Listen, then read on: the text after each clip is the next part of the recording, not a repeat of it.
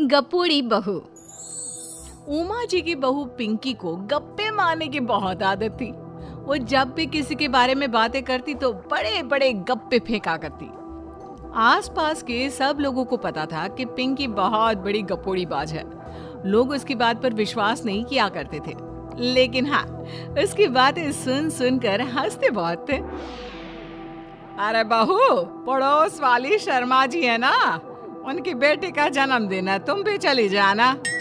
ठीक है मम्मी जी, ये तो बता दो गिफ्ट में लेकर क्या जाना है? अरे लेकर क्या जाना है, 250 का लिफाफा दे देना, बस काफी है। अरे मम्मी जी, अच्छा लगेगा क्या?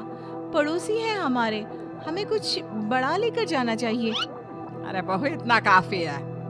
जानती हैं आप, मेरे मायके में जब पड़ोस में किसी की बर्थडे होती थी ना, तो मम्मी कुछ ना कुछ गोल्ड का ही देकर भेजती थी। पड़ोसी के बर्थडे में सोना? कैसी बातें करती हो। और नहीं तो क्या, आपकी तरह थोड़ी ना लिफाफा पकड़ा दिया। पिंकी शर्मा जी की बेटी के जन्मदिन में चली जाती है। अरे आज तो बड़ी सुंदर लग रही हो साड़ी में। जी मैं तो लहंगा पहनकर आने वाली थी, मम्मी जी नहीं मानी। अरे बेटा, बर्थडे पार्टी में तो साड़ी चल जाती है, मेरा मतलब कोई शादी थोड़ी ना है। कैसी बात कर रही हैं आप आंटी जी?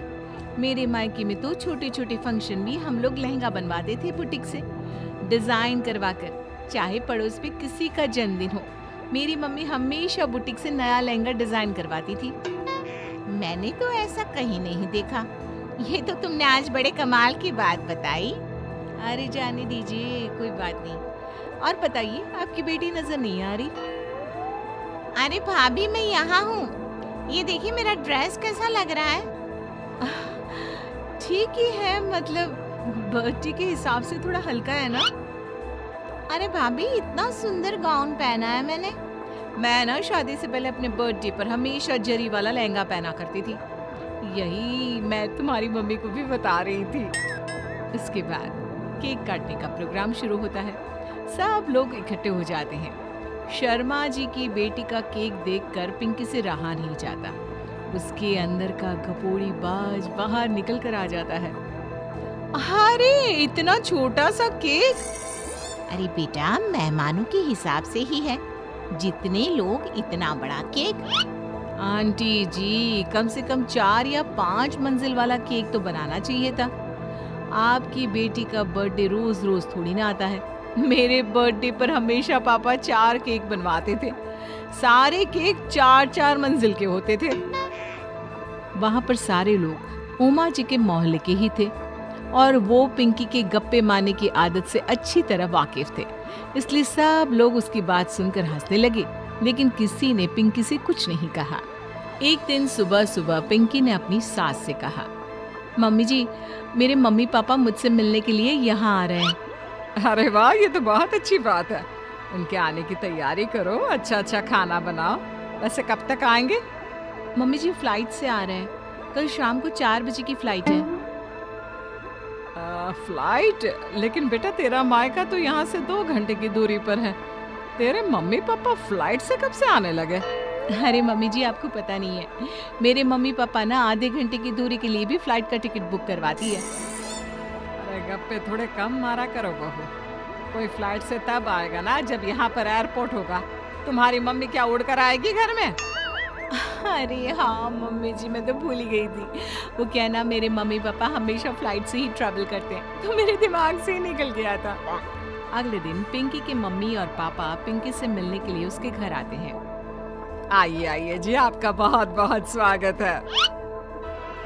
और समदन जी, हमारी बेटी की कोई शिकायत तो नहीं ना? ठीक से संभाल लिया है ना आपका घर? अरे मेरी बहू बहुत समझदार है, घर का काम बहुत अच्छे तरीके से करती है। बस थोड़ा ज्यादा बोलने की आदत है उसे, आपको परेशान करती होगी ना? बात तो आपकी सही है, उसकी थोड़ा ज्यादा नहीं बहुत ज्यादा बोलने की आदत है। लेकिन कोई बात नहीं, आपकी बेटी दिल की बहुत अच्छी है, बस थोड़ा बोलती ही तो ज्यादा है। पिंकी बेटा, इधर आओ, देखो तुम्हारे मम्मी पापा आए हैं। तुमने इनके लिए खाना तो बना लिया ना? क्या है ना मम्मी जी, आपसे एक बात कहनी थी। हाँ हाँ बोलो बहू, क्या बात है? डरने की कोई जरूरत नहीं। वो मम्मी जी, मैंने सोचा मम्मी पापा आए हैं तो खाना बाहर से मंगवा लेती हूँ। अरे कोई बात नहीं बेटा, वैसे भी तुम किचन में काम करने लग जाती तो अपने मम्मी पापा से बात कब करती। बहुत अच्छा किया। अब तुम अपने मम्मी पापा के साथ बैठकर आराम से बात करो, मैं अंदर जाती हूँ। शाम का वक्त जैसे ही दरवाजे की घंटी बजी, 3-4 लोग हाथों में खाने के बहुत सारे पैकेट लेकर उमा जी के घर पहुंच गए। अरे भाई कौन है आप लोग? लगता है गलत पते पर आ गए। नहीं नहीं माँ जी, हम तो खाने का ऑर्डर डिलीवर करने आए हैं, यहीं से बुकिंग मिली थी। अरे नहीं नहीं, आपको कोई गलत फहमी हुई है। हमारे यहाँ तो 2 ही मेहमान आए हैं। आपके हाथ के पैकेट देखकर लगता है इसमें 50 लोगों का खाना है। बाजी आपने सही समझा, खाना तो इसमें 50 लोगों का ही है, क्योंकि हमें ऑर्डर यहीं से 50 लोगों का मिला है। अरे लेकिन इतना सारा खाना?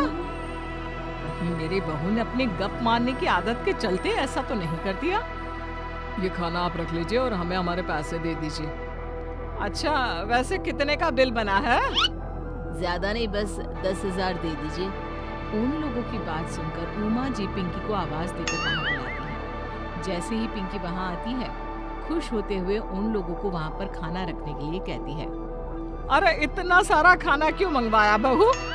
अरे मम्मी जी, मैंने आपको बताया तो था, मम्मी पापा आए हैं तो मैं खाना बाहर से मंगवा रही हूँ। ये बात सही है बेटा, लेकिन 2 लोगों के लिए 50 लोगों का खाना? अरे मम्मी जी, कुछ कम पड़ जाए तो अच्छा थोड़ी ना लगता है, और मेरे मायके में तो ऐसा ही होता है, एक्स्ट्रा खाना मंगवाते हैं हम लोग। तभी पिंकी के मम्मी और पापा वहाँ पर आते हैं। अरे बेटा, एक्स्ट्रा खाना मंगवाने का मतलब ये थोड़ी ना होता कि 2 लोगों के खाने के लिए 50 लोगों का खाना मंगवा लो। और बेटा, तुम्हारी गप मारने की आदत के चलते 10,000 का बिल आया है, तुम्हें नहीं लगता ये गलत है? देखो बहू, बढ़ा चढ़ाकर बातें करना अपनी जगह, लेकिन इतनी बड़ी बड़ी फेंकना भी गलत है ना। पहली बात तो इतने सारे पैसे लगे, और दूसरी बात खाना वेस्ट होगा।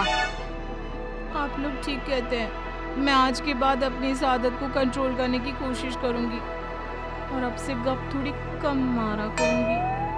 पिंकी की बात सुनकर सब लोग हंसने लगे।